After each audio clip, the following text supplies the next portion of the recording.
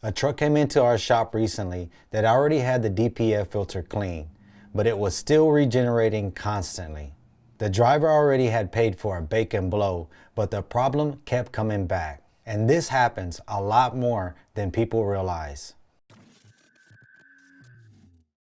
The truck had frequent regenerations, loss of power, and the driver was frustrated because he already spent a lot of money getting the filter clean. When we started inspecting the aftertreatment system, the issue became pretty clear. A lot of shops offer what's called bake and blow to clean the DPF filter.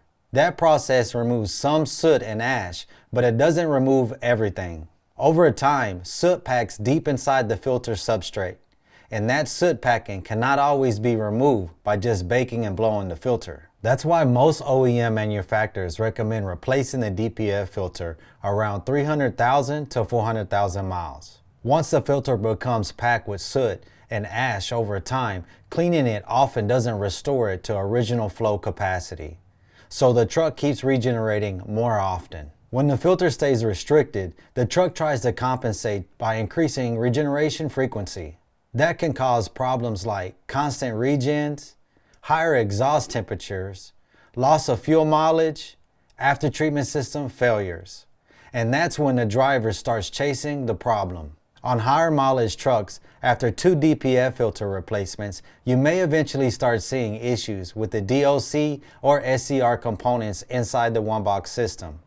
But if you replace the filters on time and keep the system maintained, we've seen after-treatment systems last close to 1,000,000 miles. If your truck keeps regenerating even after a DPF cleaning, the filter may already be too restricted.